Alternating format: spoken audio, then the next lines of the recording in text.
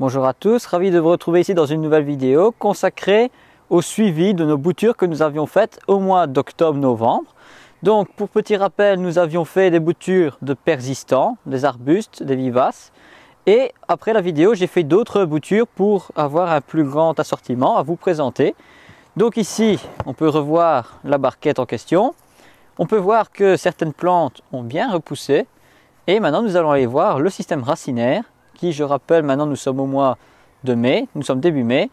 Donc maintenant, nous allons pouvoir les mettre dans des pots individuels pour continuer leur culture. Ici, c'était du terreau spécial semi-bouturage. Ils ont passé tout l'hiver dans la serre froide, arrosé quand le terreau était sec. Je ne vais pas dire une fréquence d'arrosage parce que en hiver, c'est très fluctueux. Et donc ici, maintenant, jusque maintenant, ils ont passé leur vie en serre. Maintenant, nous allons pouvoir les habituer à l'extérieur car les gelées sont quasiment derrière nous. Et donc ici, nous avons préparé les pots du terreau universel, riche en matières nutritives pour favoriser leur développement.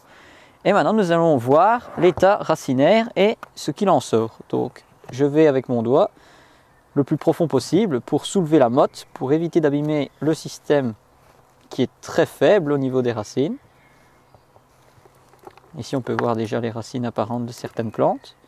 Et on peut voir que c'est quand même assez conséquent.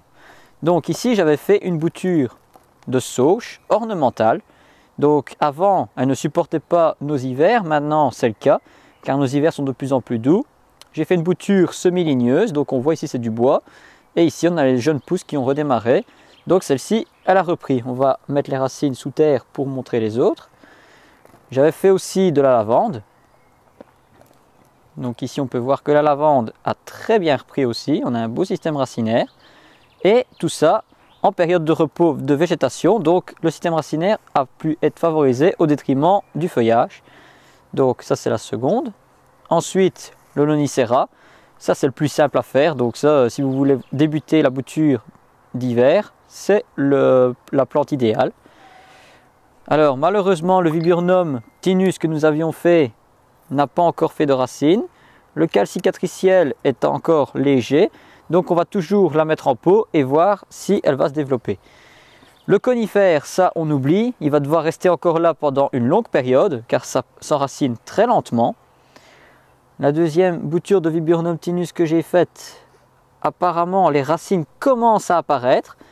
Donc je ne sais pas si on va le voir, mais ici tout autour de la plaie, on peut voir des boursouflures qui se forment. Et ce sont les futures radicelles qui sont en train de se préparer. Donc on va la garder et on va suivre son développement aussi. Nous avons la deuxième bouture de sauge, pareil, bien reprise. La bouture de santoline, pareil, toujours très facile à bouturer. Ça aussi, on peut voir un beau système racinaire. Ça, c'est une plante qui supporte très bien les sols secs. Et notre bouture de conifère, ça, je ne regarde pas parce que je sais qu'elle n'est pas encore racinée. Je remets bien de la terre pour compacter la motte. Et celle-là va repartir en culture. Maintenant, donc on défait nos racines. Et on va les mettre dans des pots individuels. Que nous allons arroser bien sûr ensuite. Donc là, je fais comme avec mer piquage pour celle-ci. Parce qu'il n'y a pas de racines encore, donc pas besoin de chipoter. Ça va très vite. Voilà. Ensuite, nous mettons un fond de terreau. Pour l'onicera, hop, on vient remettre de la terre tout autour. Alors bien sûr, on n'est pas obligé de mettre du terreau universel. On peut faire un mélange de terre de jardin et de terreau plantation qui est riche en sable et en terre. Donc ce qui fait que le sol est très drainant. Ce qui facilite, n'empêche, la reprise et à l'habituer directement aux conditions de pleine terre. La santoline, elle supporte tout. Et on peut voir aussi ici qu'elle a déjà commencé à filer. Donc pour éviter qu'elle ne file de trop, pour densifier, on pince la tête comme avec les annuelles. Et de cette manière, on va repartir sur une plante qui va se compacter.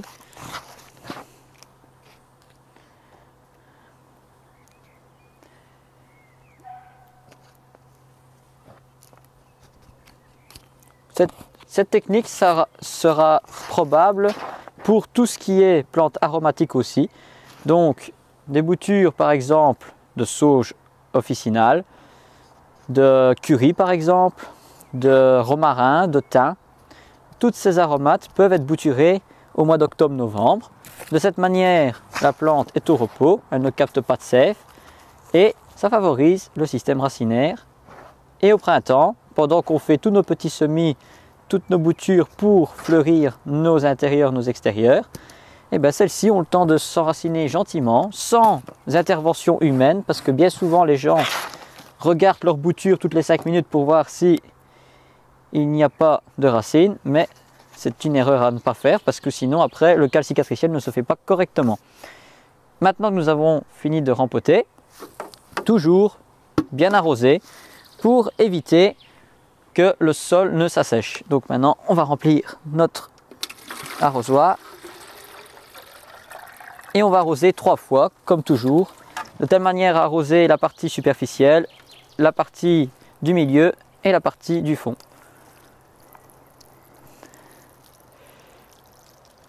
Ensuite, la prochaine étape sera de mettre ces boutures en extérieur cette fois-ci pour se développer plus lentement, en sachant qu'en serre, maintenant qu'elles ont du terreau nutritif, elles vont favoriser leur développement, elles vont être boostées.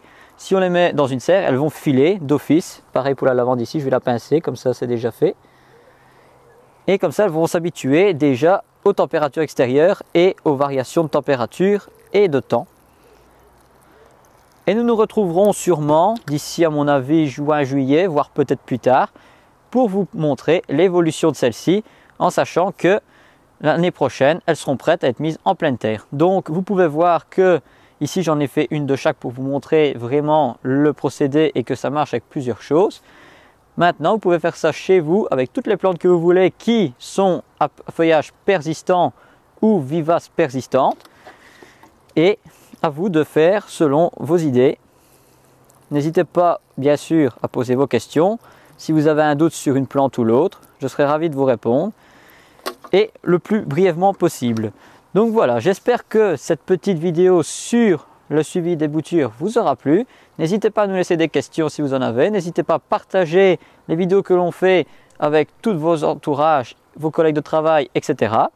Et à très bientôt pour une nouvelle vidéo sur la main verte. Au revoir.